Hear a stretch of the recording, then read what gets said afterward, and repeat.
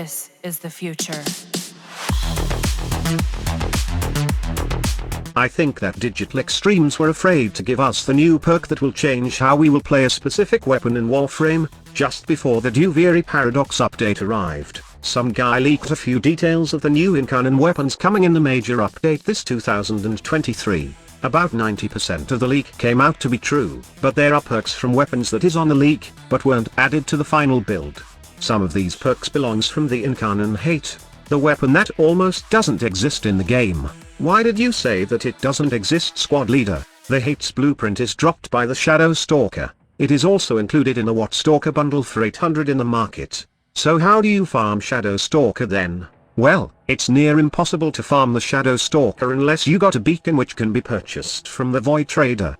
His chances of spawning are 1.5%, which increases by 0.5% with each marked squad member. Many people say he's got a higher chance to spawn when you're leveling something. While it's not mathematically true, I have noticed it a few times. But then again, it's just based on experience and there's no telling if RNG was just toying with me. And then, after the RNG of spawning a Stalker, the Hate blueprint has a mere 5.53% chance to drop from the Shadow Stalker, and the other option is just too expensive. In the past, I don't advise players getting the Stalker weapons in the market because it's a big scam. For 800 platinum, the only weapon that is decent is the Dread, and the rest is just nuts.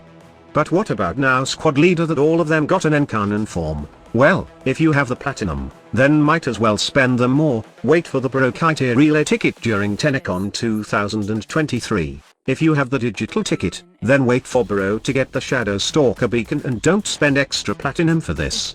Supposedly, the Incarnon Hate has a perk that allows your slam attack to leave a field that pulses bleed procs. This is on its evolution too, and the best part is, the duration of the pulse will extend depending on how much combo count you have before doing the slam attack, and the slam radius is increased depending on how much armor you have.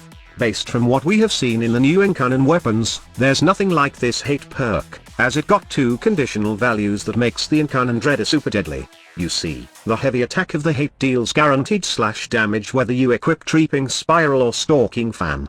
Adding a slam attack that also procs slash will definitely make the Hate busted, as you all know. There's also the thing called heavy attack slam, which perfectly suits sacrificial steel, increasing your critical to red crits, hence giving more boost to the bleed of the weapon. If this happened, then we could see a lot of people bullet jumping then slamming the ground and genociding all the enemies below. Not to mention that heavy attack is also a thing with the Hate, but, as expected, this has not been adding because Digital Extremes are afraid to put more power in a power fantasy game. Instead of this, we get generic perks of the Hate.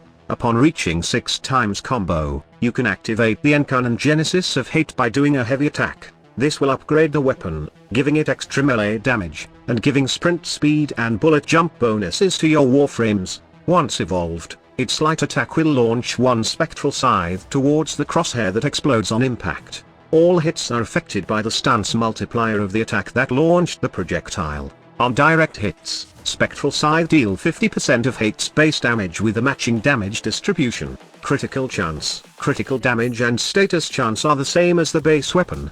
Direct hits can headshot, and the direct hits of Spectral Scythe are affected by universal base damage sources like Vigorous Swap, Arcane Arachne, Vex Armor and Amp, but not Arcane Fury and Pressure Point and its prime version, which is kind of odd, seeing that the Spectral projectiles does proc crit. The good news is, direct hits of Spectral Scythe are affected by condition overload, which is good for the build and setup I will be showing later. Now, let me show you my evolutions. For tier 2, it's really a personal choice, as getting Stalker's Legacy will limit your damage with the Hate, as remember, it is viable with a condition overload build, which means you will need to use a primer gun and replace any Stalker weapons, which in return, you will not get the bonus plus 30 initial combo. By the way, this perk is just like giving your Hate a built-in corrupt charge mod.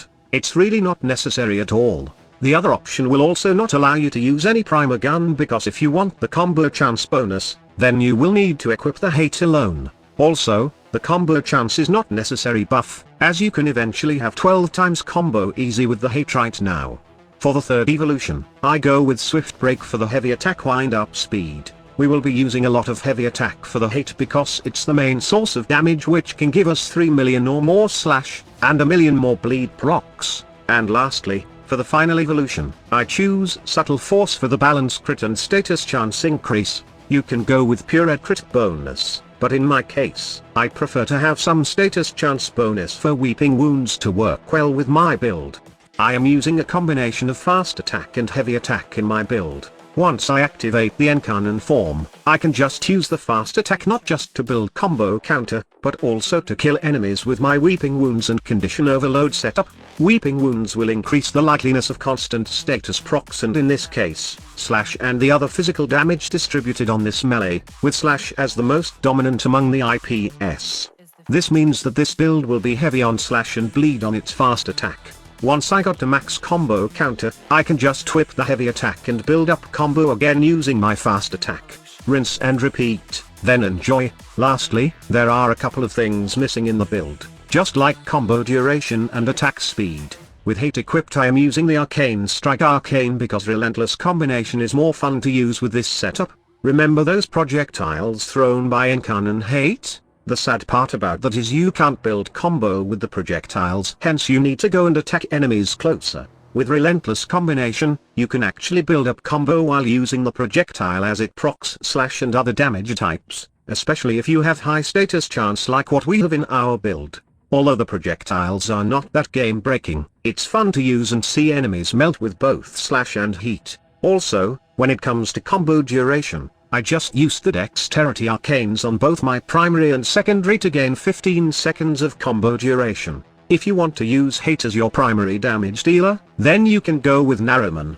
Overall, this is not the hate Incarnon we have expected, and I am very curious what could happen if Digital Extremes gave us the Slam Bleed AoE perk. However, this doesn't mean that the weapon sucks, and in fact, hate is now worth getting, but it's up to you if you want to spend some platinum to get the weapon, as a farming it would be hell. Thank you so much for watching. Squad Leader signing off.